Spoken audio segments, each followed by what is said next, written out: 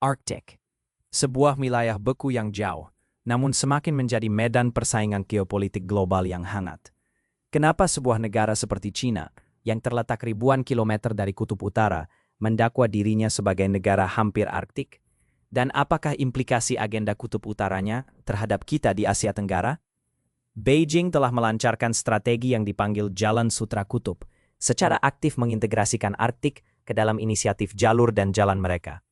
Mereka menyokong pelaburan besar-besaran seperti proyek gas asli cecair LNG Yamal di Rusia, yang bukan sahaja bertujuan untuk membuka laluan perkapalan baharu, tetapi juga untuk mendapatkan akses kepada sumber tenaga dan mineral.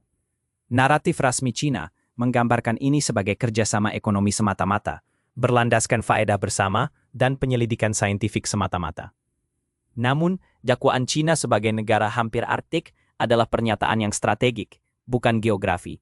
Cina bukan negara Arktik, dan ia tidak mempunyai hak kedaulatan di sana.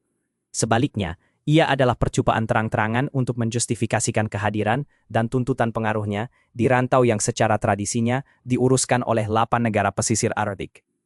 Cina melihat laluan Laut Utara yang akan dibuka oleh pencairan ais Arktik sebagai alternatif yang lebih pendek kepada laluan sedia ada melalui Selat Malaka dan terusan Suez. Ini akan mengurangkan masa perjalanan dan kos perdagangan secara drastik. Tetapi ini bukan hanya tentang perdagangan. Ia tentang keselamatan tenaga, penguasaan laluan maritim strategik, akses kepada mineral penting, dan yang paling penting, unjuran kuasa global.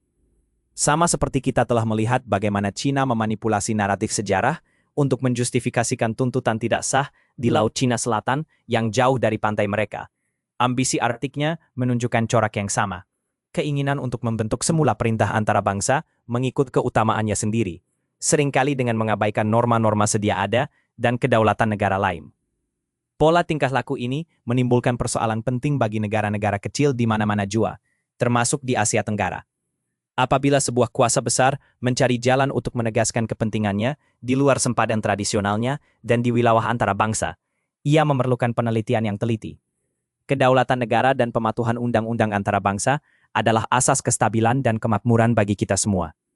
Apabila mana-mana negara coba mendefinisikan semula status atau haknya di wilayah antara bangsa melalui dakwaan yang tidak berasas, ia secara langsung mencabar prinsip-prinsip ini.